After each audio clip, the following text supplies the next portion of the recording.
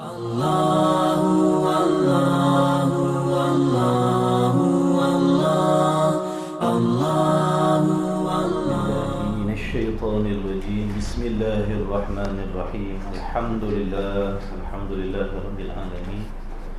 Wassalatu wassalamu ala asyrafil anbiya'i wal mursalin wa ala alihi wassahbihi ajma'in. Allahumma shalli wa sallim ala sayyidina Muhammad wa ala ali sayyidina Muhammad. Wala hawla wala quwwata illa billah. Wala hawla wala quwwata illa billah. Wala hawla wala quwwata illa billah. Hasbunallahu wa ni'mal wakil. 'Ala Allahi tawakkalna biridha'illahi ta'ala. Al-Fatiha. A'udzu billahi minasy syaithanir rajim. Bismillahirrahmanirrahim. Alhamdulillahi rabbil alamin. Ar-Rahmanir Rahim. Malik yaumiddin. Iyyaka na'budu wa iyyaka nasta'in. Ihdinas siratal mustaqim. Siratal ladzina an'amta 'alaihim ghairil maghdubi 'alaihim waladdallin. Amin. A'udzu billahi minasy syaithanir rajim. Bismillahirrahmanirrahim. Alhamdulillahi rabbil alamin. Wassalatu wassalamu ala asyrafil anbiya'i wal mursalin wa ala alihi washabbihi ajma'in. Subhanaka la ilma lana illa ma 'allamtana innaka antal alimul hakim. Allahumma iftah 'alaina hikmataka wanshur 'alaina min khaza'in rahmatika ya arhamar rahimin. ربنا زدنا علما وفهما يا كاشف المشكلات اكشف الحجب عن وجوه هذه المعاني حتى نطلع على خفيات هذه المسائل واحفظنا من الخطأ والضلال فأنت موفق كل أمر وأنت علام الغيوب برحمتك يا أرحم الراحمين. وهب لنا يا وهاب علما وحكمة ورزق يا رزاق كلنا مسهلا وبالخير يا فتاح فافتح لنا وبالهدى وبالعلم كلنا يا عليم مفضلا. اللهم علمنا ما جهلنا وذكرنا ما نسينا. اللهم اجعل أعمالنا خالصة لوجهك الكريم. وصلى الله على سيدنا محمد وعلى آله وصحبه وبارك وسلم والحمد لله رب العالمين. الحمد لله. أما بعد. السلام عليكم ورحمة الله وبركاته. Alhamdulillah, segala puji bagi Allah Subhanahu wa taala yang memberikan kita kesempatan lagi pada saat dan ketika ini dapat kita bertemu lagi pada pagi ini. Diharapkan tuan-tuan dan puan-puan hadirin hadirat, muslimin muslimat, mukminin mukminat sihat wal afiat semua insya-Allah. Dah sarapan belum? Dah. Alhamdulillah. Baik, insya-Allah sama-sama kita membetulkan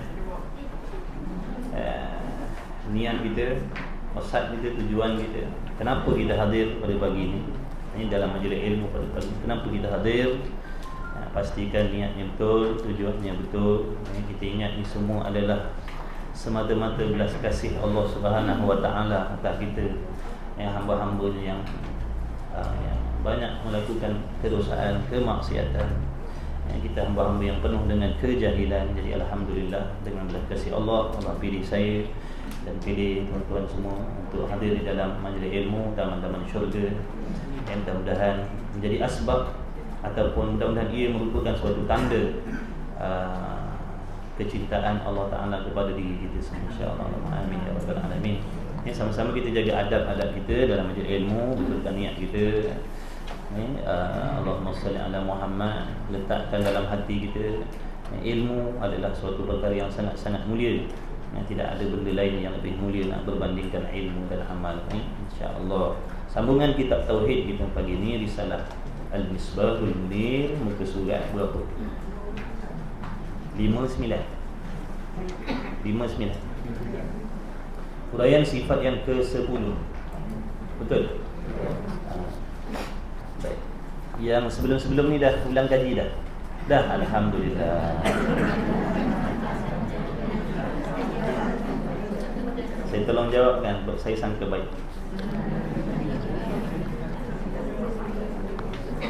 Baik, bismillahirrahmanirrahim. Allahumma salli ala Muhammad. Qala Syekhul Musannifu rahimahullahu ta'ala wa nafa'ana wa iyyakum bi'ulumihi fid darini amin ya rabbal alamin. Huraian sifat yang ke-10 daripada 20 sifat yang wajib diketahui secara tafsil, yang wajib diketahui secara satu persatu, yang telah diijma'kan oleh ulama di sisi ahli sunnah wal jamaah, di sisi kita ahli sunnah wal jamaah. Sifat yang ke-10 daripada 20 sifat yang wajib diketahui serta diyakini di dalam hati secara tafsil. Ada 20 ataupun 13.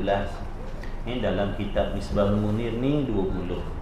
Dalam kitab Allahumma salli ala Muhammad, dalam kitab Faridatul Faraid 13. Jadi dua-dua itu betul, dua-dua itu adalah perjalanan kita di sunnah wal jamaah. Baik, insya-Allah. Jadi yang ke-10 daripada 20 ataupun 13 iaitu sifat hayat. Jadi hayat adalah sifat yang wajib ada pada Allah, yakni suatu sifat yang akal kita menghukumkan, akal kita menentukan, akal kita menetapkan mesti ada pada Allah Subhanahu wa ta'ala. Sifat yang wajib pada akal. Apa erti wajib pada akal? Iaitu sesuatu perkara yang akal kita hukumkan, tetapkan mesti ada. Kemudian apa yang kita hukumkan dengan akal itu, apa yang kita tetapkan dengan akal itu mestilah bertepatan ataupun muafakat dengan perkara yang sebenar. Jadi apa yang kita hukumkan dengan akal itu syaratnya mestilah sama dengan apa yang dibawa oleh Nabi sallallahu alaihi wasallam. Barulah apa yang dihukumkan oleh akal tadi betul dan boleh diterima. Kalau seandainya apa yang dihukumkan dengan akal itu bersalahan, bercanggah dengan apa yang dibawa oleh Nabi sallallahu alaihi wasallam, maka tak boleh dipakai. Tak boleh dipakai. Itu syarat hukum akal dulu. Tengok balik dalam bab hukum akal dulu. Hukum akal itu adalah suatu hukum akal itu ataupun hukum akli itu adalah suatu perkara yang dihukumkan oleh akal kita. Kemudian dengan syarat apa yang dihukumkan dengan akal itu mestilah selari, sama, muafakat dengan hakikat perkara. Maksud hakikat perkara itu yang dibawa oleh Nabi sallallahu alaihi wasallam, yang ada dalam Quran, yang ada dalam hadis, barulah boleh diterima pakai. Kalau seandainya yang dihukumkan oleh akal itu sekalipun yakin, tetapi apabila dia menyalahi dengan apa yang dibawa oleh Nabi SAW, maka tak boleh dipakai. Baik. Jadi akal kita menghukumkan wajib, yakni mesti ada pada zat Allah Subhanahu wa ta'ala sifat hidup. Sifat hidup. Jadi hidup itu suatu sifat yang wajib ada, yang mesti ada pada Allah, bukan harus dan bukan mustahil. Sifat hidup ni bukan harus pada Allah, bukan mustahil pada Allah, bahkan wajib, mesti. Kemudian kata musannif, wajib pada syarak pula. Yakni wajib pada syarak juga, pula dengan makna juga. Wajib pada syarak juga. Kerana perkara yang wajib pada syarak tu banyak. Solat wajib, puasa wajib. Maka yang ni pun wajib juga. Begitu. Apa arti wajib? Ini wajib syarak pula. Wajib syarak lain. Wajib syarak tu bermaksud sesuatu perkara yang Allah perintahkan ke atas diri kita sebagai perintah yang putus, yang muktamad. Siapa buat dengan betul dapat pahala, siapa tinggalkan berdosa. Itu wajib syarak. Jadi wajib pada syarak pula atas tiap-tiap mukallaf, tidak terkecuali, sekalipun dia pembesar, sekalipun dia raja, tidak terkecuali. Sebab tiap-tiap mukallaf, tiap-tiap mukallaf, bukan sebahagian mukallaf, tiap-tiap laki-laki ataupun perempuan, siapa sekalipun, orang yang dekat dengan agama, yang jauh dengan agama, siapa pun, Tu maksud wajib pada syarak. Semaksiat mana kita sekalipun, bila perkara itu diwajibkan oleh Allah, mesti kena buat. Mesti kena buat. Jadi wajib atas tiap-tiap mukallaf mengetahui. Ini wajib tahu. Ini bukan nak cerita wajib solat, bukan nak cerita wajib puasa. Wajib tahu. Wajib tahu. Mana kalau tak tahu berdosa lah. Kenapa pula berdosa? Kerana dah meninggalkan perkara yang wajib. Jadi perkara wajib tu ada kalanya dalam bentuk perbuatan, ada kalanya dalam bentuk ilmu pengetahuan. Amalan yang nama ibadat tu ada kalanya dengan tubuh badan, ada kalanya dengan pengetahuan. Jadi ilmu-ilmu fardu ain itu adalah merupakan kewajipan dalam bentuk pengetahuan. Sekalipun kita solat, tapi kalau kita tak nak ambil tahu ilmu yang diwajibkan, maka tetap hukumnya berdosa. Bukan bermaksud bila kita dah solat, dah berpuasa, naik haji, keluarkan zakat, jadi ilmu fardu ain tak perlu belajar. Dan fardu ain tu lain, solat lain. Jadi kewajipan tu banyak. Jadi wajib mengetahui serta mengaku di dalam hatinya. Bukan sahaja mengetahui, bahkan wajiblah hati kita mengaku, dengan makna membenarkan, meyakini dengan apa yang kita dah tahu tadi. Dengan apa yang kita dah belajar, dengan apa yang kita dah tahu, maka perkara yang kita dah belajar, dah faham, dah tahu tadi, wajiblah kita mengaku di sini, yakin dalam hati. Kerana nak mengeluarkan orang-orang yang hanya mengetahui tetapi hatinya tidak mengaku. Kerana mengetahui itu tidak semestinya mengaku. Mengetahui itu tidak semestinya membenarkan. Betul? Orang kafir dia tahu tak Allah Ta'ala itu Tuhan? Dia tahu tak Muhammad tu Rasul? Tahu, mereka tahu. Tapi adakah hati mereka terima? Hati mereka yakin? Tidak. Jadi kalau kita pun begitu, 2 kali 5 kan? Kalau sekadar tahu tapi hatinya mempertikaikan, hatinya menolak, hatinya tak percaya, samalah dengan tu. Samalah.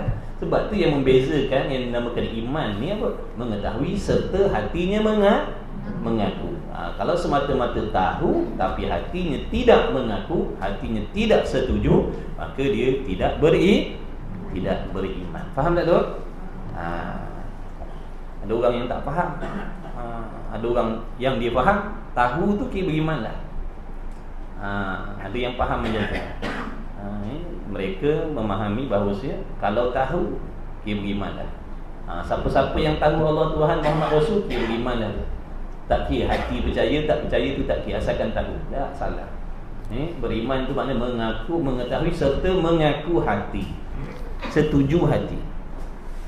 Mengaku di dalam hatinya dengan tentu sungguh ada pada Allah, yakni ada pada zat Allah. Kerana hayat ni sifat. Kerana hayat ni sifat duduk pada zat. Gitu. Jadi sifat hayat ini wajib kita percaya ada sungguh-sungguh pada zat Allah. Mengaku di dalam hatinya dengan tentu sungguh ada pada Allah, yakni ada pada zat Allah Ta'ala satu sifat yang namanya hayat, sifat hayat. Erti Melayunya hayat ni sifat perhidup ataupun sifat hidup. Sifat hidup.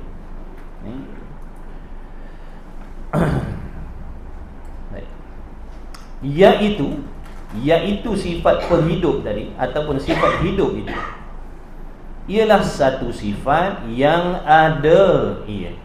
Bila sebut sifat yang ada, dia nak keluarkan sifat yang bangsa sungguh. Kerana sifat tu ada jenis ada yang jenis sungguh.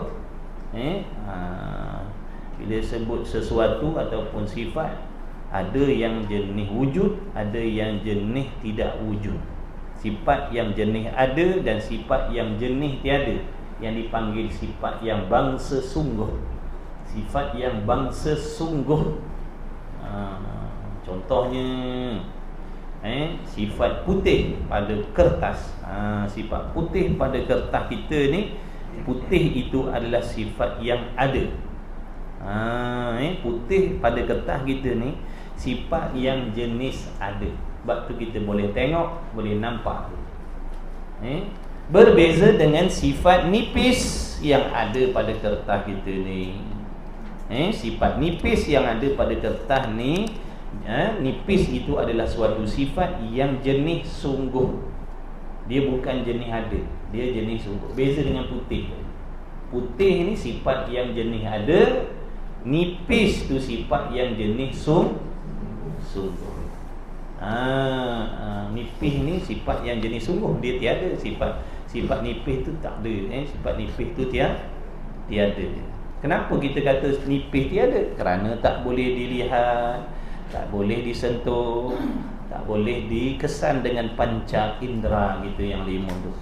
Nak tengok tak boleh, nak pegang tak boleh, nak hidu tak boleh, nak sentuh tak boleh, nak rasa tak boleh. Tapi putih, sifat putih boleh. Kita boleh nampak tu. Sifat pelihat kita boleh mengesan tu, warna putih, nampak warna putih. Nampak tak putih? Nampak gelap semua. Nampak tak putih kertas tu? Nampak. Menunjukkan dia ada lah tu. Baik. Nampak tak nipis? Saya tengok kertas kita tu. Jangan tengok saya bukan kertas. Tengok ni kertas tu, saya kata. Saya tengok.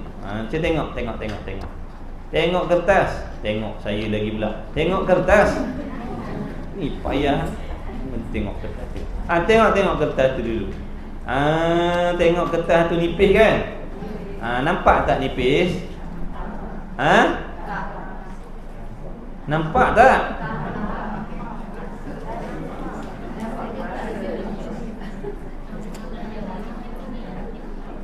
Biar awal kita tanya tak dijawab ni. Nipis tu nampak ke tidak? Jujur, jangan tiru jawapan kawan sebelah. Nampak? Siapa nampak angkat tangan, jangan malu-malu. Siapa nampak? Siapa nampak cepatlah. Siapa nampak? Angkat tangan. Siapa nampak nipis angkat tangan. Yakin kita berani, jangan angkat separuh gitu. Ini siapa nampak angkat tangan cepat. Kalau tak nampak, macam mana nak bezakan antara nipis dengan jangan jawab panjang-panjang. Saya tanya nampak ke tidak. Siapa nampak nipis angkat tangan. Nak tengok siapa ada pendirian, siapa tak ada pendirian ni. Okey, siapa kata tak nampak? Saya angkat tangan.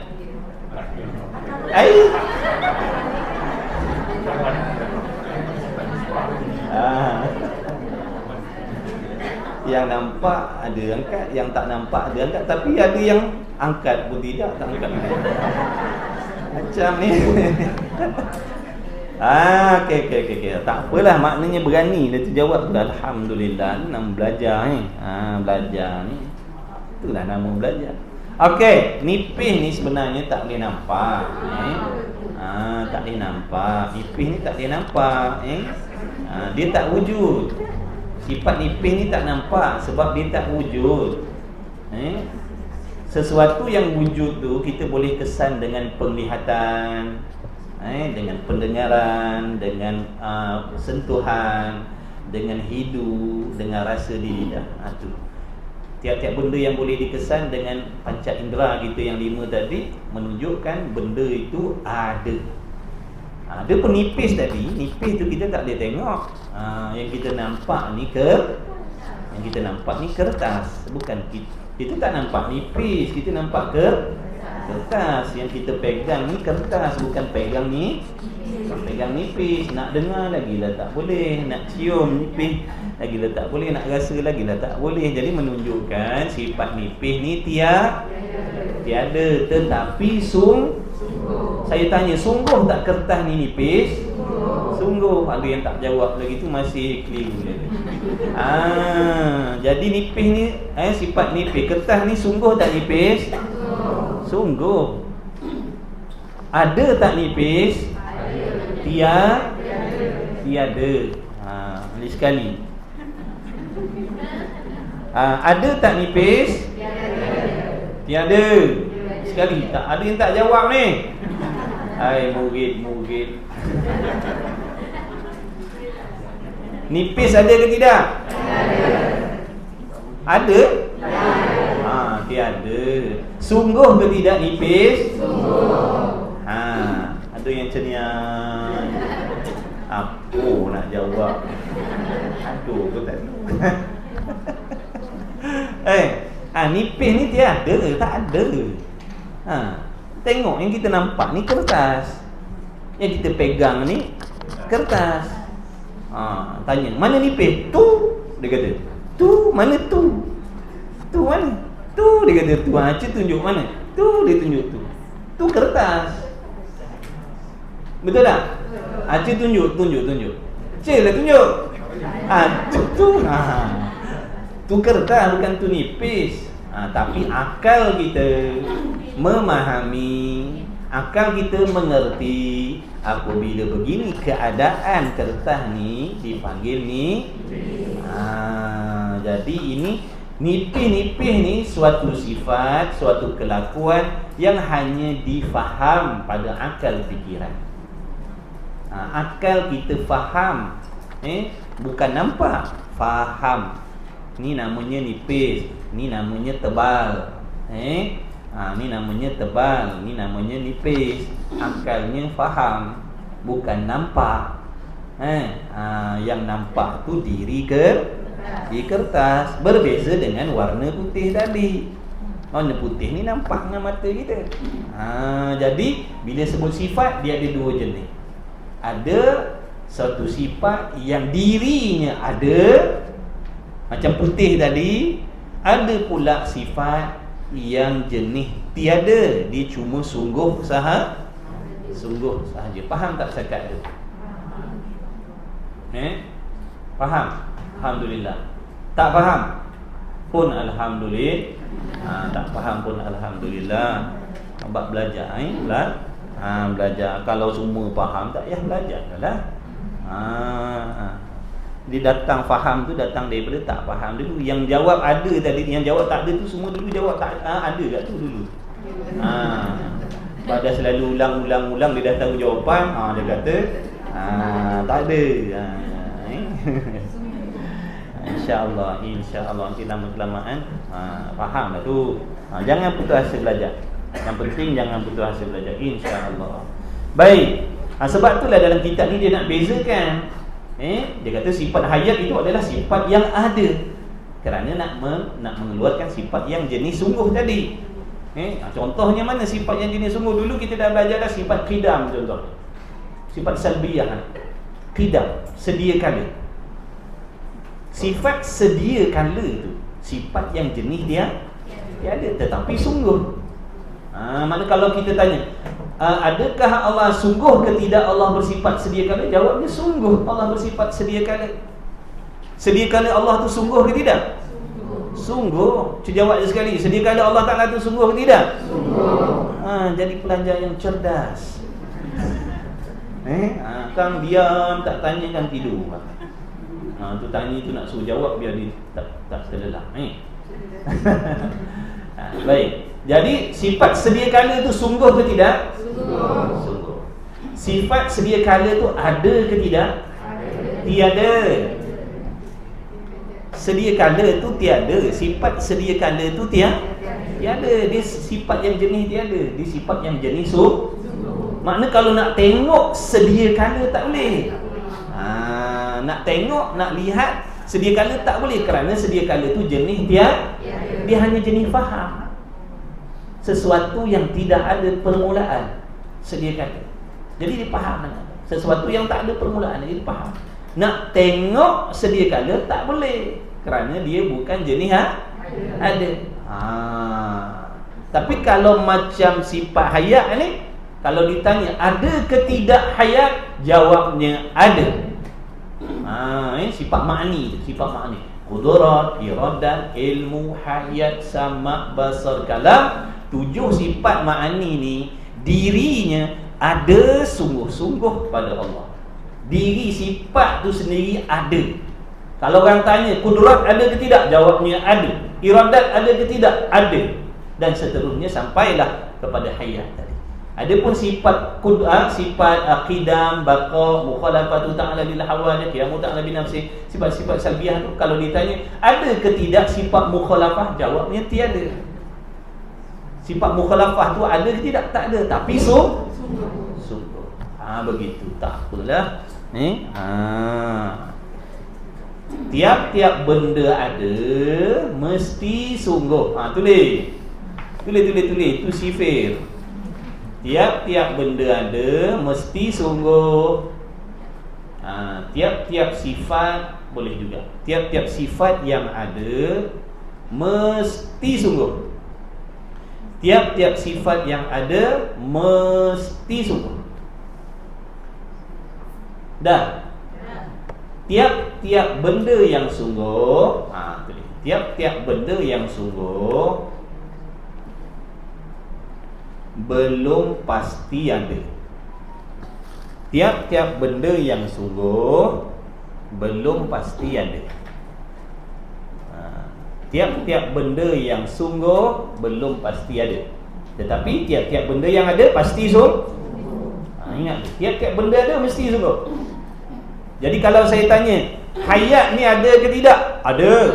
Sungguh ke tidak? Sungguh. Okey, betul dah tu. Qidam, sifat qidam sedia kala ada ke tidak? Tiada. Sungguh ke tidak? Sungguh. Sedia kala tu sifat yang tiada tetapi sungguh. Okey dah, tak apa. Tak boleh pergi relax dulu. Tak boleh ambil yang tu biar dulu. Jadi belajar ni macam itulah. Yang boleh ambil dulu, yang tak boleh ambil sabar dulu. Macam kita nak petik buah tu dalam kebun tu, tak boleh ambil yang tinggi-tinggi, capai yang bawah-bawah dulu. Kutip yang tabu-tabu kat bawah tu pun tak apa. Daripada balik terus, langsung tak dapat rasa dia dah. Tengok tingginya buah ni, tak boleh nak ambil. Padahal yang kat julai-julai bawah ada, yang baru-baru jatuh ada, boleh je nak ambil, nak makan. Tapi oleh kerana kita nak yang tinggi tadi tak dapat, balik terus, rugi dah. Orang lain dia tak dapat tu, dia ambil yang bawah-bawah. Dia ambil yang bawah-bawah, yang jatuh-jatuh pun boleh makan juga, rasa juga dah. Daripada tak datang langsung ataupun patah balik, tak nak belajar dah, rugi. Jangan dengan sebab tak dapat, tak faham, berhenti mengaji. Jangan. Itu permainan syaitan, penipuan. Nak suruh kita jangan jadi orang belajar. Di ilmu ni agak-agak mahal ke murah? Mahal. Itulah hikmah Allah jadikan kepayahan dalam belajar ni, supaya kita tahu nilai ilmu ni sangat-sangat tinggi. Tak boleh dibeli. Perlukan pengorbanan, masa dan macam-macam nak menghasilkan ilmu. Sebab tu kena sayang ilmu, hargai ilmu tadi tu. Jangan kita buat mudah-mudah sebab dia bukan benda murahan. Kemudian okey dah. Jadi sifat hidup itu adalah suatu sifat yang ada pada zat Allah. Habis dah. Dengan ada sifat itulah, makna dengan ada sifat hayat itulah tu makna sifat hayat. Dengan ada sifat itulah, yakni dengan ada sifat hidup tu, itulah tu maksudnya sifat hidup. Dengan ada sifat hayat, dengan ada sifat hidup itulah Allah Subhanahu wa taala hidup, tidak sebab tu tak boleh kata Allah tu mati, kerana dia memiliki sifat hidup. Lainlah kalau tiada sifat hidup pada Allah. Kalau tiada sifat hidup pada Allah, barulah boleh kata Allah tu mati, Tuhan tu mati. Ni dah sifat hidup tu ada pada Allah. Maka Allah Ta'ala itu Tuhan yang hidup. Allah Ta'ala itu Tuhan yang hidup. Kenapa? Kerana ada pada dia sifat hidup. Kemudian, dan hidup Allah Ta'ala itu tidak dengan roh. Ini di antara perbezaan sifat Allah dengan sifat kita. Sifat hidup Allah tidak sama dengan sifat hidup kita makhluk. Mukhalafah. Ingat, dulu kita dah belajar di antara sifat yang wajib bagi Allah, mukhalafah, tak serupa dengan segala sesuatu. Zatnya tak serupa dengan zat kita makhluk, sifatnya tak serupa dengan sifat kita makhluk, perbuatan dia pun tak serupa dengan perbuatan yang ada pada kita makhluk. Ini di antara perbezaan di antara sifat hidup Allah dengan sifat hidup kita. Cuma sama pada nama, sama pada sebutan. Allah hidup, kita juga hidup, tapi hakikatnya tidak tak serupa. Jangan kita faham Allah Ta'ala tu hidup seperti kita. Jangan kita faham, jangan kita i'tiqad, jangan kita percaya dalam memiliki kepercayaan dalam hati hidup Allah tu seperti kita. Jangan. Tu salah. Akidah tu salah. Akidah tu salah. Siapa yang memiliki pegangan dalam hati Allah tu hidup seperti kita, salah. Makna akidahnya salah. Bukan akidahnya salaf, bukan salaf, salah. Tak betul. Allah Ta'ala tu memiliki sifat hidup, tetapi sifat hidup Allah tidak serupa dengan sifat hidup yang ada pada kita. Mana contoh tak serupa pada pihak mana? Tak serupanya sifat hidup Allah dengan sifat hidup kita. Ni dia nak bagi tahu tadi. Dan sifat hidup Allah Ta'ala itu tidak dengan roh. Allah hidup bukan dengan roh. Kita hidup dengan roh tak? Kita hidup dengan roh. Roh tu makhluk Allah tak? Makhluk. Roh tu ciptaan Allah.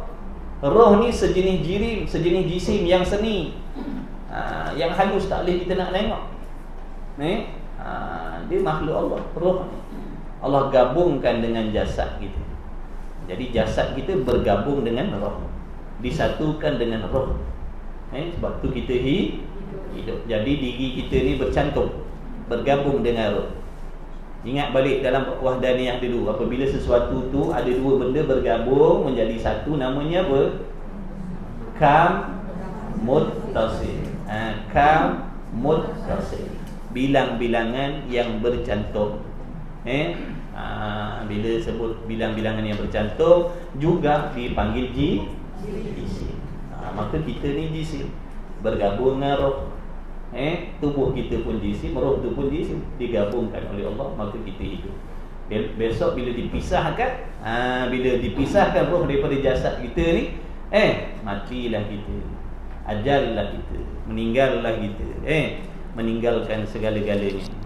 Bila roh kita ni dipisahkan oleh Allah daripada jasad kita. Adapun Allah tidak dengan roh, Allah hidup tidak dengan roh. Kalaulah seandainya Allah Ta'ala itu hidup dengan roh, maka dipanggil kam muttasil. Dulu kita dah belajar dulu dalam bab wahdaniyah, zat Allah tidak seperti kam muttasil. Dulu bab tu penting tu, pelajaran yang dulu-dulu tu dia ada kaitan dengan pelajaran yang akan datang. Kalau faham situ, fahamlah sini. Kalau tak faham situ, sini pun boleh tak faham juga. Jadi tak boleh nak dikatakan hidup Allah Ta'ala tu dengan roh. Dan jika roh itu qadim sekalipun, sekalipun nak mendakwa roh Allah tu sedia kala juga, roh Allah tu qadim, tak boleh terima juga. Dia kata Allah tu ada roh, Allah tu hidup dengan roh, roh Allah tu qadim, kata dia. Tak sah juga. Tak boleh juga nak cakap begitu. Kenapa? Kerana jikalau hidup ia Allah dengan roh, nescaya adalah Allah Ta'ala itu jadi kam muttasil pada zat. Kalau Allah Ta'ala itu hidupnya bergabung dengan roh, maka Allah Ta'ala itu zatnya dipanggil kam muttasil. Sedangkan kam muttasil ni kita dah nafikan dulu, tidak ada pada Allah. Mustahil Allah Ta'ala itu hidup zatnya seperti kam muttasil, kerana dah menyerupai dengan jisim. Menyerupai dengan jisim mustahil, tak boleh diterima pada akal sekali-kali. Membawa kepada Allah serupa dengan makhluk pula. Jisim itu makhluk. Ataupun dikatakan Allah Ta'ala itu jisim, kerana jisim-jisim ni adalah sesuatu yang terjadi daripada pergabungan benda-benda lain. Yakni benda-benda yang diterima bagi, yang bercantum dan boleh dibahagikan, yang bercantum dan boleh dipisah-pisahkan, boleh dihurai-huraikan, boleh dicerai-beraikan. Itu dipanggil jisim. Maka iaitu Iaitu mana? Iaitu Allah Ta'ala itu zatnya bergabung dengan roh, bercantum dengan roh, Allah hidup dengan roh. Batil, salah, batil, salah, karut, tak boleh pakai, tak boleh terima pada perbicaraan wahdaniyah. Dulu dalam bab wahdaniyah dulu kan. Dalam bab wahdaniyah dulu tak boleh nak kata Allah Ta'ala tu hidup dengan roh, tak boleh nak kata zat Allah tu bergabung dengan sesuatu, kerana dia akan jadi muttasil, menafikan wahdaniyah, menafikan ketunggalan. Bila dah bergabung, dua jadi satu, tiga jadi satu, tak bolehlah panggil satu, kerana hakikatnya ada banyak benda yang bergabung menjadi satu, dipanggil muttasil, bilang-bilangan yang bercantum menjadi satu. Jadi hakikatnya tidak satu, hakikatnya tidak wahdaniyah. Kalau begitu zat Allah tidak wahdaniyah, tidak ketunggalan lah zat Allah tu kalau dah ada pergabungan dengan benda-benda yang lain. Jadi dalam bab wahdaniyah dulu dah dinafikan, mana tak boleh nak dikatakan zat Allah bergabung dengan sesuatu yang dipanggil muttasil. Dan mukhalafatuhu lil hawadith, maknanya dalam bab mukhalafah pun dah tolak dah dulu. Dalam bab mukhalafah, dalam bab mukhalafah makna bersalahan zat Allah dengan segala sesuatu, pun dah menolak, dah ditolak dah. Zat Allah tak serupa dengan jirim, zat Allah tidak serupa dengan jisim, zat Allah bukan daripada muttasil. Kalau seperti muttasil makna dia serupa. Jadi tak bolehlah nak kata zat Allah tu bergabung dengan roh, muttasil bercantum bergabung dengan roh, kerana membawa kepada serupa dengan makhluk. Serupa Allah dengan makhluk mustahil, tak boleh terima. Yang lepas kedua-duanya, apa yang lepas kedua-dua ni? Bab wahdaniyah dan bab mukhalafah. Itu maksudnya dah lepas kedua-dua. Tengoklah balik. Itulah mengaji ni perlu ada kitab. Perlu ada kitab mengaji mesti. Sebab itulah mereka-mereka ni berusaha daripada kitab Arab terjemah kitab Jawi. Yang Jawi pula banyak alasan tak boleh baca Jawi. Ada pula yang rajin nak mengubah daripada tulisan Jawi ke Rumi. Tak ada tujuan lain agar kita ni dipermudahkan nak menuntut ilmu. Jadi belilah kitab, bukannya mahal. Cuma mencecah RM8 je harga kitab. Harga dia mencecah RM8. Beg tangan boleh beli mahal-mahal, kapal ratus, 1,000. Jam tangan 7,000, 8,000. Tak boleh buat masuk syurga waktu. Ni walaupun harganya mencecah RM8, ilmu yang ada dalam ni jadi asbab akidah yang tak betul jadi betul. Kita daripada tak diterima oleh Allah, diterima oleh Allah. Asbab ilmu yang ada dalam kitab yang harganya RM8 ni.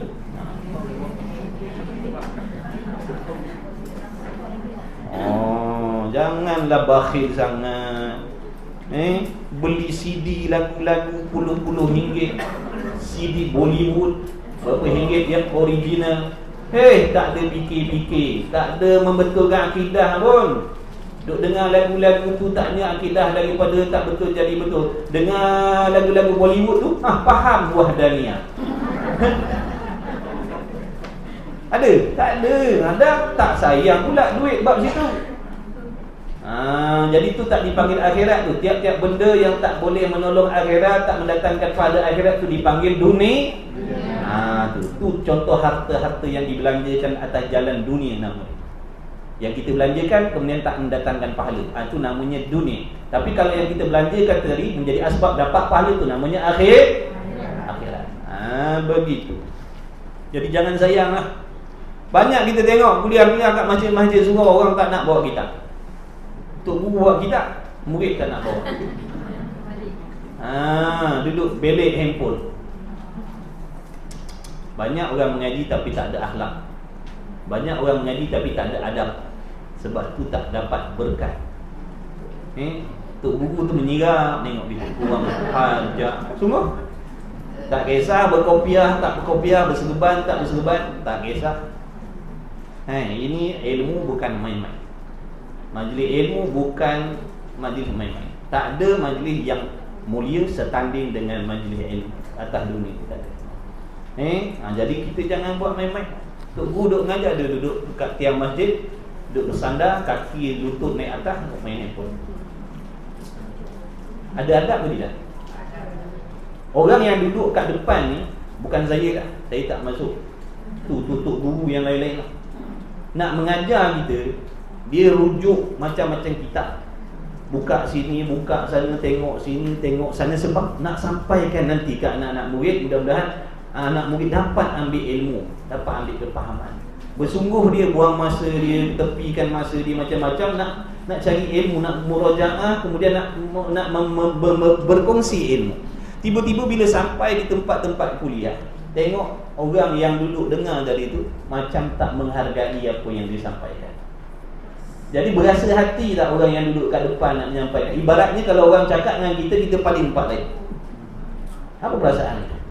Padahal yang nak menyampaikan kerana Allah dia nak bagi. Mudah-mudahan dapat beramal, bila faham dapat beramal, amal jadi betul. Tapi kita tadi, ni banyak tuan-tuan perempuan, jangan kita masuk dalam golongan yang macam ni. Ini contoh-contoh penuntut ilmu yang dibenci oleh Allah. Jangan. Sekalipun tak ada kitab, duduk dengar gitu. Maknanya teguh nengok pun, yang mengajar pun tengok, alhamdulillah orang ni ambil perhatian. Sekalipun terlelap,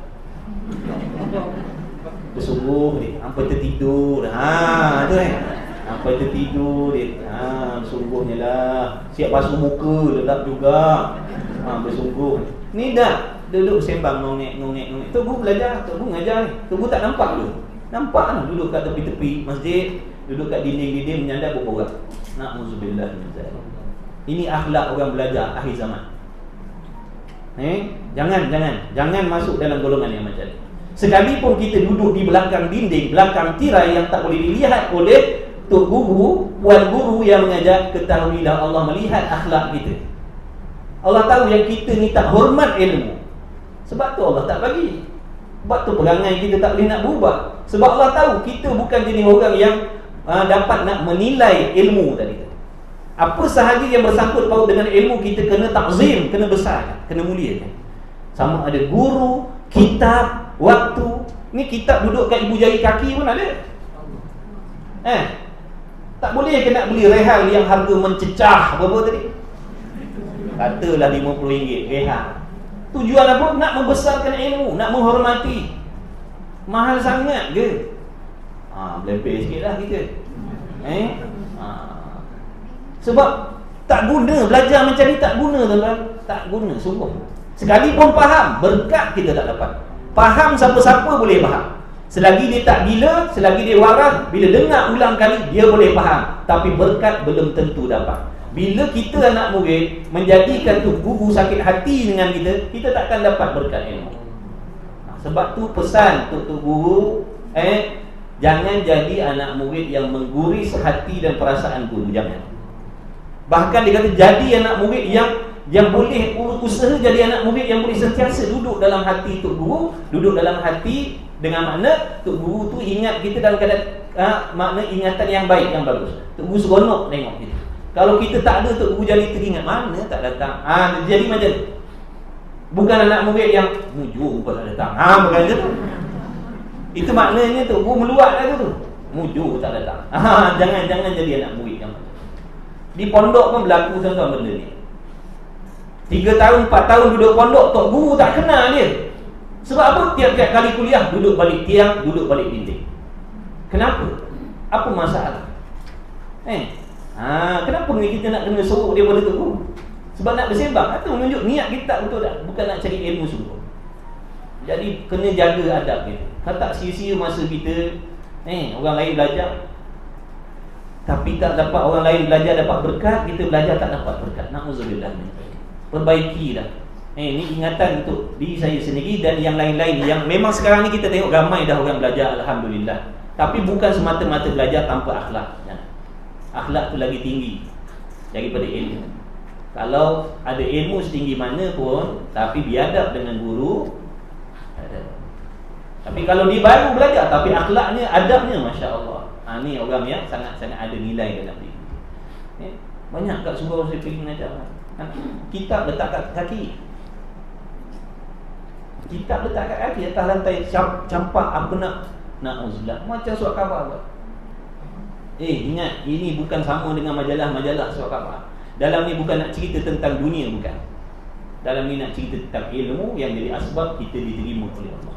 Jadi tolong hargai, tolong muliakan. Jangan buat macam buku lain-lain, tak sama. Tu iklan. Alhamdulillah. Sampai-sampaikan. Sebab kita tak nak jadi anak murid yang tak diredha oleh Allah. Memang sakit hati kita tengok. Kalau boleh nak, "Oi, kau keluar," ibaratnya. Sebab ada jenis tok guru macam tu. Memang perlu ada jenis tok guru yang macam tu. Keluar. Maknanya dah jenis banyak kali ingat kan, tapi tak buat, tak peduli. Nak bersembang pergi duduk jauh-jauh kedai kopi ke, jangan duduk bersembang dalam majlis. Hatta nak solat sekalipun, kalau nak solat pergi tempat lain, jangan solat depan-depan orang ajak, jangan.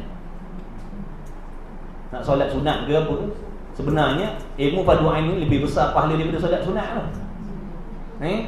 Orang yang solat sunat dalam majlis ilmu ni, dia tak tahu kebesaran nilai darjat pahala yang diperolehi dalam majlis ilmu yang wajib dengan nak buat sembahyang sunat. Walau 1000 rakaat sekalipun, tak boleh nak menandingi pahala belajar ilmu yang wajib. Tapi kalau nak solat juga, solat jauh-jauh. Jangan solat depan tok guru yang sedang mengajar. Nampak macam kita tak ada adab. Wallahu a'lam.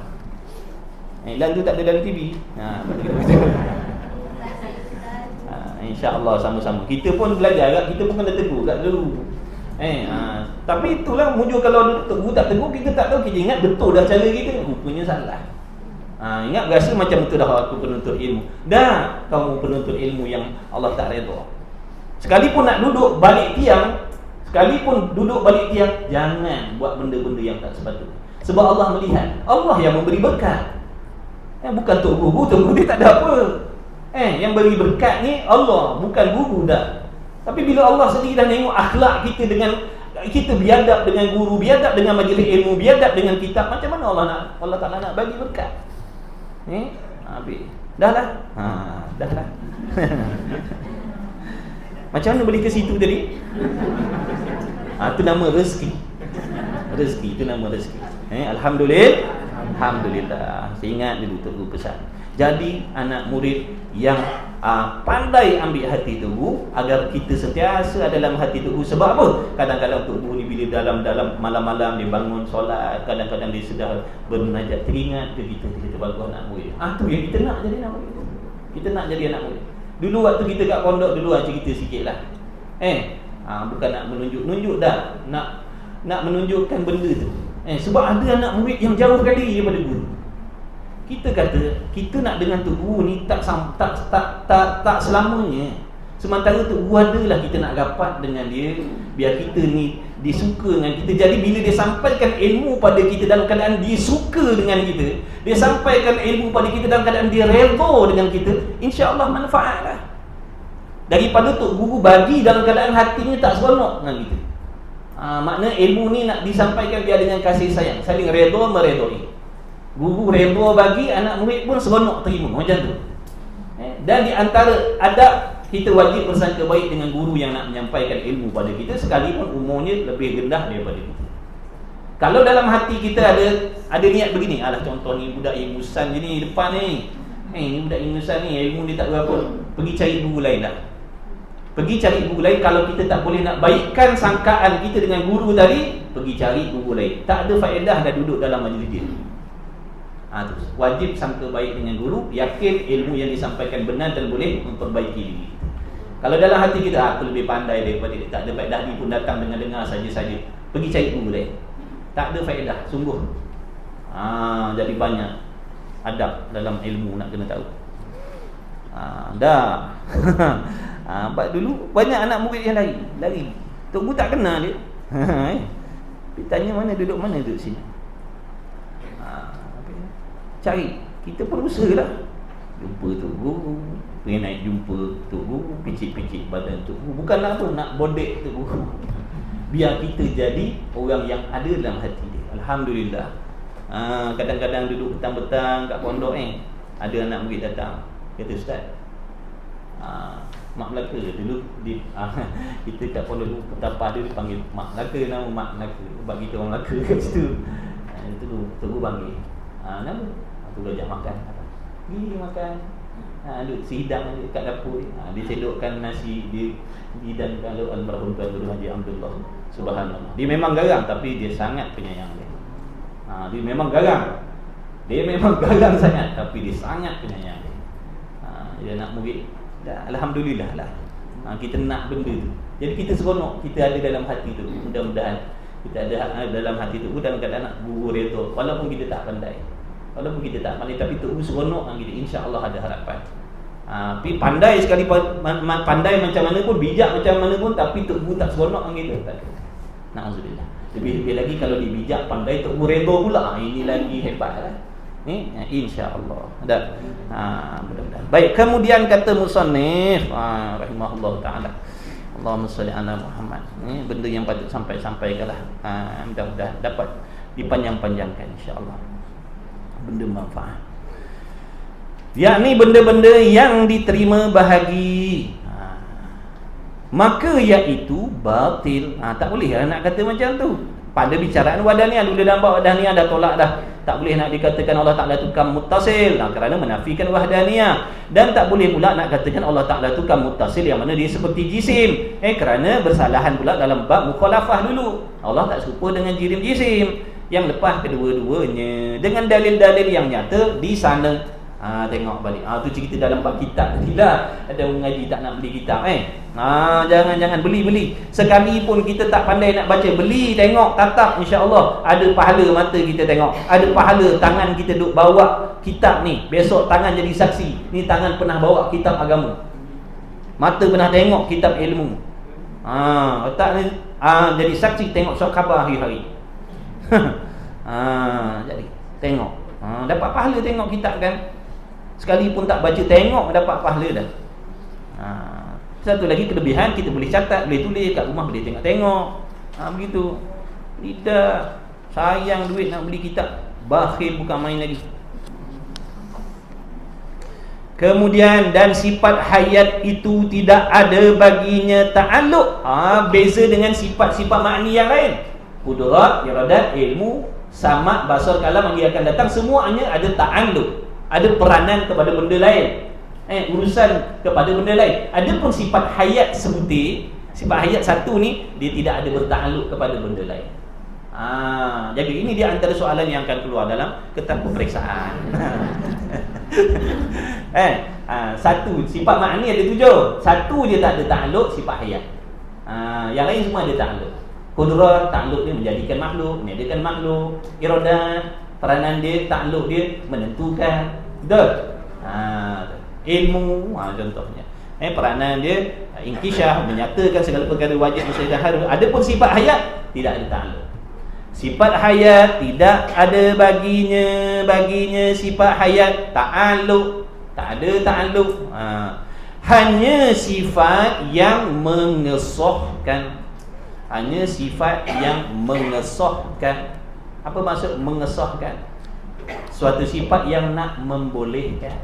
Mengesah dengan makna nak, tu ada tu, mengesahkan dan membolehkan bagi zat, yakni bagi zat Allah, bahawa bersifat dengan sifat-sifat ma'ani yang lain juga. Maksudnya begini tuan-tuan, sifat hayat ni, dia tu, sifat hayat ni merupakan suatu sifat yang seolah-olah merupakan suatu syarat untuk Allah memiliki sifat-sifat yang lain. Ini pada akal kita fikir.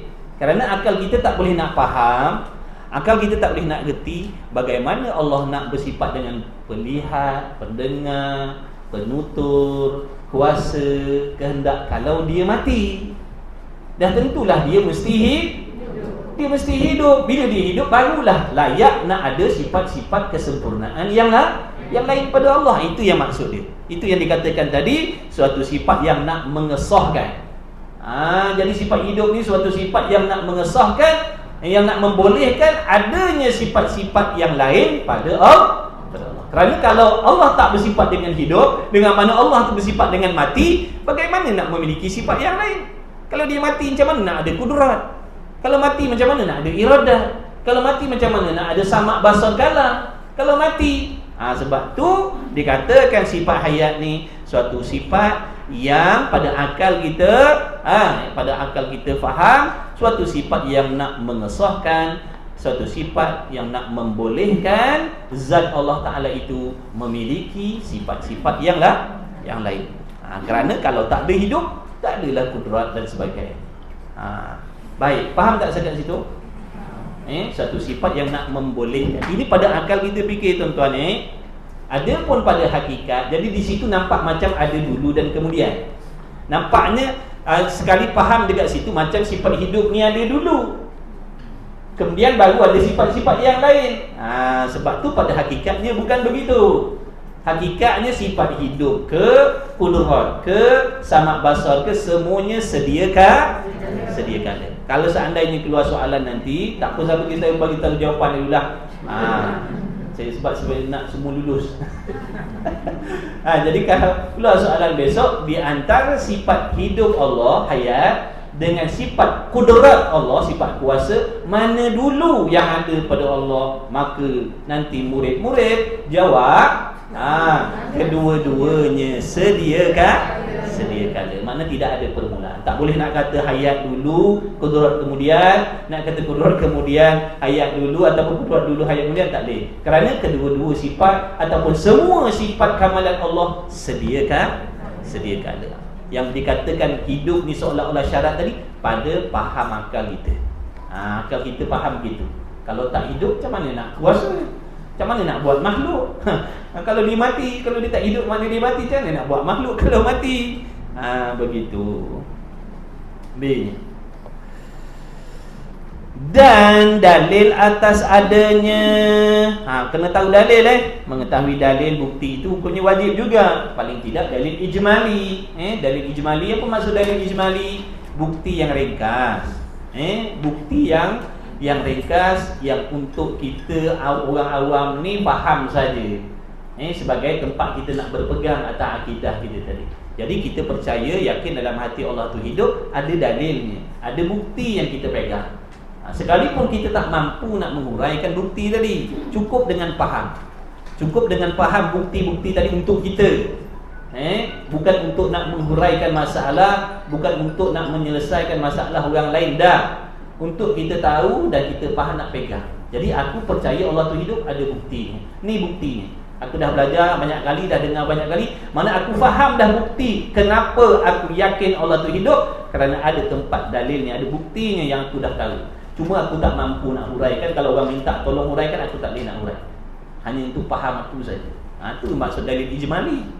Dalil ijmali untuk kita. Jadi bila kita dengar selalu, belajar selalu, faham dah lah.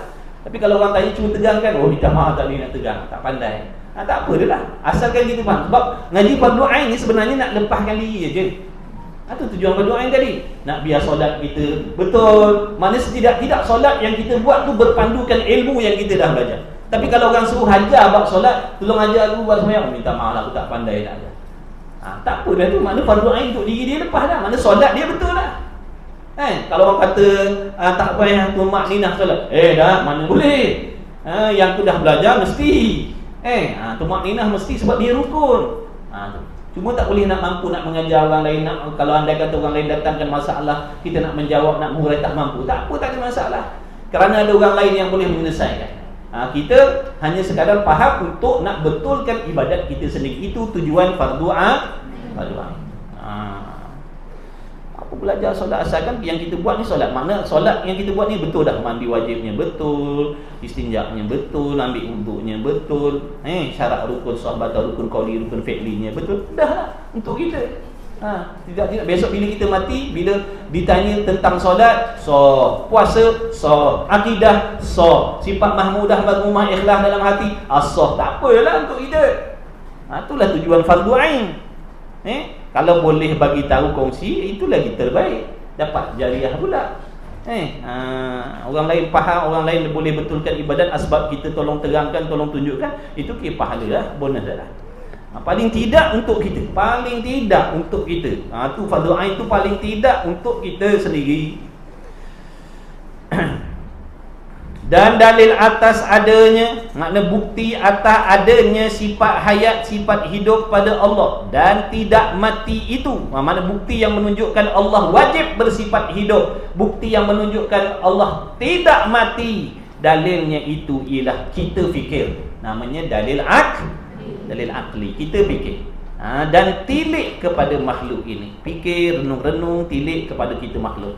Maka jika tidak ada pada Allah Ta'ala sifat hidup, kalau tak adalah pada Allah Ta'ala tu sifat hidup, kita fikir, kita renung-renung dengan akal yang waras, jikalau Allah Ta'ala itu tidak bersifat dengan hidup, apa yang jadi? Apa yang jadi kalau Allah Ta'ala tak hidup? Nescaya jawabnya nescaya adalah ia mati. Kalau Allah Ta'ala itu tak bersifat dengan hidup, nescaya adalah ia mati. Betul? Kalau Allah tak hidup, mati ya. Lepas tu apa jadi kalau Allah mati? Nescaya tidak dapat. Dan jika ia mati, kalau Allah Ta'ala tu mati, nescaya tidak dapat menjadi ia, makna menciptakan ia, menjadi dengan makna menciptakan ia akan makhluk ini. Kalau Allah Ta'ala tu bersifat dengan mati tak hidup, dah bila dah mati tak ada kudrat, tak ada iradat dan baik, tak adalah nak menjadikan makhluk. Tak adalah makhluk, tak adalah alam, walau sebutir debu pun takkan wujud, sebesar zarah, satu zarah pun takkan ada kalau Allah Ta'ala itu mati. Lepas tu je kita fikir balik, betul ke tak ada makhluk, betul ke tak ada alam, betul ke tak ada zarah, betul ke tak ada segala sesuatu sebab Tuhan tu mati, betul ke tidak? Dan iaitu tak ada makhluk ataupun Allah tak menjadikan makhluk, tak ada tu batil, salah. Mana boleh kata Allah Ta'ala tak jadikan makhluk pula? Salahlah. Salahlah nak kata Allah tak buat makhluk. Bohong, batil, salah, karut. Kenapa pula karut? Salah. Kerana makhluk ini sudah ada dengan musyahadah. Apa maksud dengan musyahadah? Dengan disaksikan oleh mata kita. Musyahadah ni makna dengan dipandang oleh mata kita sendiri. Mata kita sendiri dah memandang, nampak langit, nampak bumi, nampak macam-macam, nampak kawan-kawan kita. Kawan-kawan kita makhluk lah. Kalau tak makhluk, apa pula kawan kita tu? Makhluk dah juga. Jin pun makhluk, syaitan pun makhluk, alien pun makhluk. Kalau adalah alien, nama alien pun makhluk juga dia pun. Jadi dakwaan nak mengatakan Allah tidak hidup, dia mati, dia tak buat makhluk, tak ada makhluk sebab dia mati, batil, salah. Sebab mata kita sendiri dah menyaksikan adanya makhluk. Kalau begitu, setelah kita timbang-timbang, tilik-tilik, tengok-tengok, renung-renung, dengan akal kita tadi dah dapat jawapan bahawasanya makna nak mengatakan Allah Ta'ala itu tidak hidup, bahkan dia mati kemudian tak menjadikan makhluk, batil. Kalau begitu tetaplah dengan makna sungguh-sungguhlah, dan kejaplah. Kejap ni makna mantaplah, padulah di dalam hati kita bahawa ada pada Allah Ta'ala itu sifat penghidup. Jadi sungguhlah dalam hati kita yakin mesti Allah hidup. Dalilnya mana? Alam ni ada. Alam ni adalah bukti Allah wajib bersifat dengan hidup. Kalau Allah mati, tak ada alam ni. Jadi alam ni lah dalil kita dapat jadikan alam ini sebagai bukti yang menunjukkan bahawasanya Tuhan itu wajib bersifat hidup. Faham dah tu dalil. Jadi kalau orang tanya mana bukti Allah ada, mana bukti Allah hidup, ni alam ni. Cuba huraikan, tak boleh hurai. Minta maaf, tak pandai nak hurai. Tapi aku faham kenapa alam ini menjadi bukti atas adanya Allah atau atas hidupnya Allah. Nak hurai aku tak pandai, tapi aku faham. Kalau kau nak kata Allah mati, aku tak percaya. Mustahil Allah mati. Jadi ada alam inilah dalil yang menunjukkan Allah tu hidup, tidak mati. Dia Allah tidak mati. Itulah pengakuan yang sebenar. Mana pengakuan yang sebenar? Tadi tu lah. Yakin, bukan zon, bukan ragu-ragu, bukan syak. Yakin sepenuh hati.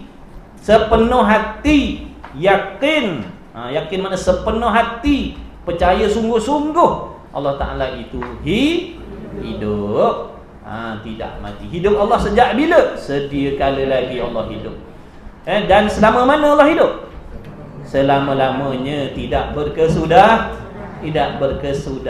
Sebab sifat hidup tu sifat yang wajib, sifat yang wajib ada pada Allah. Tiap-tiap benda yang wajib mestilah kekal selama-lama. Kekal selama-lama, tidak ada kesudahan bagi adanya hidup pada Allah. Tak ada penghujung. Hidup Allah tu kekal selama-lama. Hidup Allah tu kekal, tidak ada kesudahan. Hidup kita ni apa?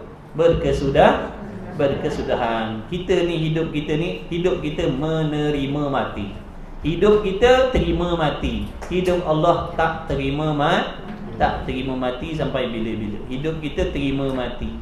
Mana akal terima kalau kita mati. Akal boleh terima kalau makhluk ni mati. Allah akal tak terima mati. Akal tak terima matinya Allah. Sampai bila-bila? Sampai bila-bila akal tak boleh terima ada mati pada Allah. Tak ada boleh jadi akan datang satu masa yang kita tak tahu nanti akan datang dia mati. Dah mustahil. Ingat maksud mustahil. Mustahil ni mana perkara yang tak boleh terima pada akal selama-lamanya. Jadi mati pada Allah sifat mati pada Allah tu hukumnya mustahil. Akal tak boleh terima selama-lamanya. Mati hidup balik pun tak boleh terima. Ada mati pada Allah. Adapun mati pada kita makhluk, hukumnya harus, bahkan wajib pula selepas dijanjikan oleh Allah. Tidak mati itulah pengakuan yang sebenar, yang muafakat. Makna yang sama. Kan tadi tu hukum akal yang saya sebut tadi, apa yang dihukumkan dengan akal mesti muafakat dengan perkara yang sebenar. Jadi sekarang ni cuba kita tengok apa yang kita dah putuskan dengan akal tadi. Allah Ta'ala tak boleh nak dikatakan Allah Ta'ala tu mati, akal tak boleh terima. Kemudian cuba tengok sama ke tidak dengan bukti yang Nabi bawa. Tengok dengan pengakuan Allah, tengok muafakat dengan pengakuan Allah Ta'ala seperti firman-Nya dalam Quran, huwal hayyu, dia Allah Ta'ala tu yang hidup. Jadi kita i'tikad Allah tak mati, Allah wajib hidup. Tiba-tiba dalam Quran pun duk sebut dia hidup. Muafakat dah. Bila muafakat, itulah yang dipanggil akidah yang sebenar. Huwal hayyu la ilaha illahu fad'uhu mukhlishina lahuddin alhamdulillahi rabbil alamin. Yang ni pula dipanggil dalil juga. Ini pun dalil juga, tapi ini dipanggil dalil nakli. Dalil nakli. Jadi kita dah ada dua dalil. Dah ada dua bukti tentang hidupnya Allah. Satunya tadi dalil akal dengan cara fikir. Yang ni yang kedua dalil Quran pula dah. Bukti yang diambil daripada Quran. Kalau ada hadis, bawalah masuk hadis-hadis itu. Peganglah dekat dalil-dalil itu, hadis daripada hadis pula. Sebagai bukti yang menyatakan Allah wajib bersifat dengan hidup, mustahil mati. Huwal hayyu la ilaha illahu fad'uhu mukhlishina lahuddin alhamdulillahi rabbil alamin. Allah Ta'ala itu yang hidup. Bila sebut yang hidup, sifat ke zat? Bila sebut yang hidup tu sifat ke zat? Bila sebut yang hidup sifat ke zat? Betul ke ni? Bila sebut yang hidup sifat ke zat? Zat. Hidup sifat. Yang hijau tu sifat ke zat? Zat. Hijau? Ni kain ni yang hijau. Kain ni yang hijau. Hijau tu sifat yang ada di kain. Hijau sifat yang duduk di kain. Bila hijau tadi duduk di kain, dipanggilkan kain ni yang hijau. Contoh, ambil tu yang hijau tu, mana ambil benda tu lah. Ambil yang hijau tu, mana ambil benda yang bersifat hijau. Bukan suruh ambil hijau tu tak. Ambil yang bersifat dengan hijau. Jadi bila sebut yang hijau, kena kepada diri benda. Bila sebut hijau, sifat. Begitulah. Bila sebut yang putih, kertas. Bila sebut putih, sifat. Bila sebut yang hidup, zat Allah. Sifatnya penghidup ataupun sifatnya hidup. Jadi al-hayyu maknanya yang hidup. Maknanya Allah lah. Huwa, dia. Yang hidup, al-hayyu. Dia makna Allah yang hidup. Dia Allah yang hidup. Al-hayyu makna yang hidup. Yang hidup tu zat Allah lah. Zat Allah yang bersifat dengan hayat. Tidak ada Tuhan melainkan dialah. Tidak ada Tuhan melainkan dialah. Allah sajalah Tuhan, tak ada yang lain. Mana tidak ada yang memiliki segala sifat ketuhanan melainkan Allah. Tak ada. Tak ada yang seperti Allah. Allah sajalah yang berhak disembah dengan sebenar-benar, kerana dia sahaja yang memiliki segala sifat ketuhanan. Bahkan selain daripada Allah, tak ada satu pun makhluk yang memiliki walau satu sifat ketuhanan. Sifat ketuhanan ni banyak, satu pun tak ada duduk pada yang lain. Sifat ketuhanan ni banyak, tak terhitung. Satu pun daripada banyak tak terhitung tadi. Satu je sifat ketuhanan duduk pada makhluk. Tak ada satu pun sifat ketuhanan yang duduk pada makhluk. Tak ada. Semua sifat ketuhanan tu hanya ada pada Allah. Tak ada pada makhluk. Sebab itulah tak ada Tuhan yang lain. Dia je Tuhan. Sebab dia je yang memiliki sifat ketuhanan. Nak jadi Tuhan mesti ada sifat ketuhanan. Bila kita mengaku Allah tu Tuhan, kita kena tahu dan faham apa sifat ketuhanan. Kalau tak, jangan dipanggil Allah tu Tuhan. Kenapa dipanggil Allah Tuhan? Sebab kita tahu pada dia ada sifat ketuhanan. Apa sifat ketuhanan? Itu yang disuruh belajar. Dalam kita ada ajar ni, sifat ketuhanan begini. Yang ni bukan sifat Tuhan.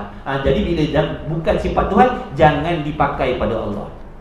Ini bukan sifat Tuhan, jangan dipakai pada Allah. Yang ni sifat Tuhan, jangan dipakai pada makhluk. Jadi nak kena tahu, biar boleh beza yang mana sifat Tuhan, yang mana sifat makhluk, agar tak salah pakai. Jangan sifat Tuhan dipakai pada makhluk, sifat makhluk dipakai pada Tuhan. Inilah yang menjadikan seorang itu rosak akidahnya, rosak pegangannya pada Allah. Bila sifat makhluk diletak pada Allah, rosaklah fahaman dia, pegangan dia pada Allah. Begitu. Boleh kita kata sifat pinjam, sifat Allah. Pinjam sifat Allah. Kuasa makhluk kuasa. Kuasa tu tak boleh. Tak boleh nak kata pinjam. Kalau pinjam ni ambil sifat Allah pakai pada dia. Makna kalau sifat kuasa makhluk tak sama seperti sifat kuasa Allah. Tak boleh nak kata kita ni pinjam sifat kuasa Allah, dah boleh. Kalau pinjam sifat kuasa Allah, makna kudrat kita boleh memberi sifat kudrat Allah, sifat kuasa Allah memberi berkah kan? Sifat kudrat kita boleh bagi berkah tak? Jadi sifat kudrat yang ada pada kita tu bukan sifat Allah dah, sifat makhluk namanya. Jadi tak boleh kita nak kata kita ni pinjam sifat kudrat Allah. Dah. Allah meminjamkan kita sifat makhluk. Allah menjadikan sifat-sifat, memberi pinjam pada kita nikmat. Di antara nikmatnya sifat-sifat. Boleh melihat, boleh mendengar, boleh macam-macam tu. Tapi itu semuanya dipinjamkan. Nikmat tu dipinjamkan, bukan bermaksud sifat Allah tu dipinjamkan pada kita. Bukan sifat Allah tu dipinjamkan. Kalau sifat Allah tu dipinjamkan pada kita, maknanya sifat kita boleh memberi bekas seperti Allah. Tak boleh kata dipinjamkan. Kemudian mana tadi? Maka berdoalah, maka hendak berdoalah kamu. Minta. Doa ni asal makna doa ni perintah, suruh kan?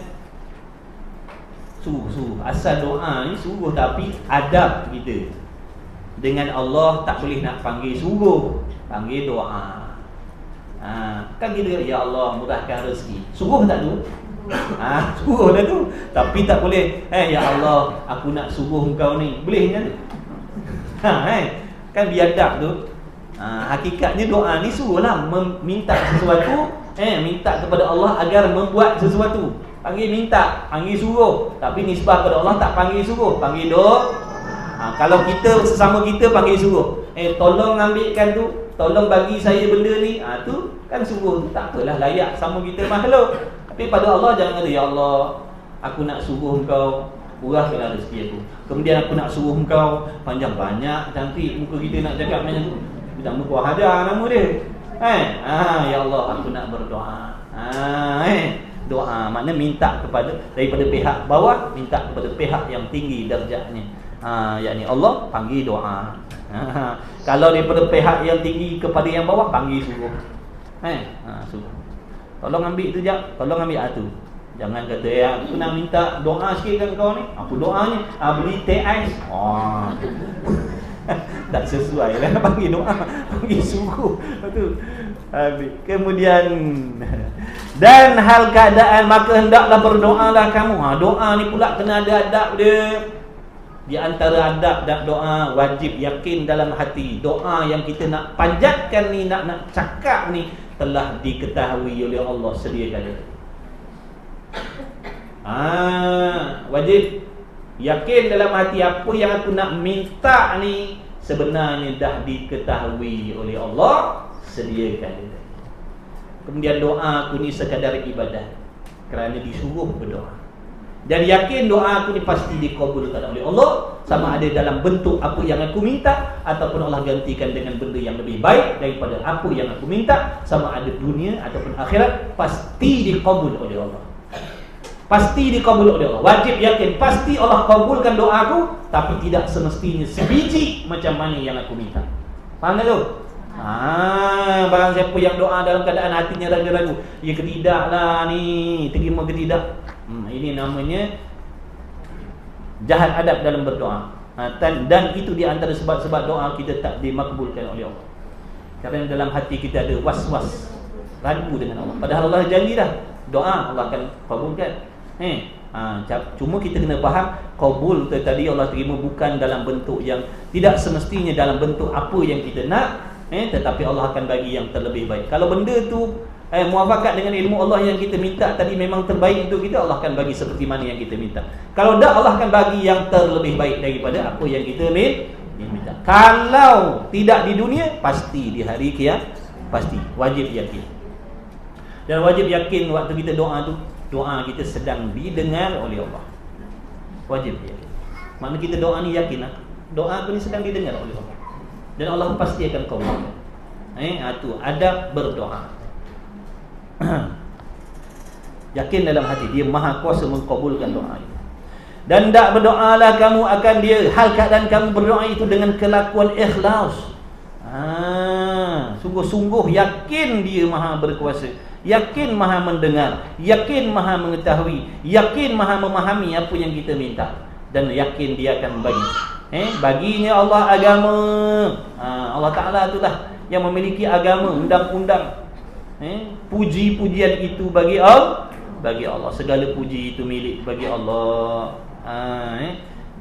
Segala kebaikan yang ada pada kita itu dijadikan oleh Allah, dipinjamkan oleh Allah. Tuhan yang menjadikan nikmat-nikmat tadi tu, sihat, pandai, bijak. Jadi hakikat yang menjadikan benda-benda itu tadi Allah. Sebab itulah segala puji itu sebenar-benarnya hak milik Allah, bukan kita.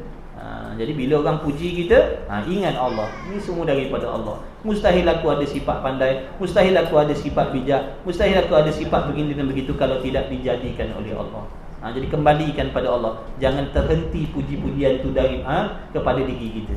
Kalau puji-pujian itu tersangkut dekat diri kita, tak lepas kepada Allah, itu yang menjadikan kita jadi ujub, jadi perasan, jadi berasa baik, berasa hebat, berasa macam-macam. Itu sebab apa? Puji-pujian makhluk tadi itu sangkut kat diri kita. Tapi kalau lepaskan pada Allah, insya-Allah tak ada penyakit itu, insya-Allah. Sebab kita tak faham, kita faham dan kita yakin, aku boleh buat benda-benda ni semua Allah yang pinjam, Allah yang bagi pinjam. Bukan aku yang jadikan. Allah, kalau Allah tanpa belas kasihan Allah bagi aku akal, bagi aku ini dan gitu, taufik, mustahil aku ada benda-benda.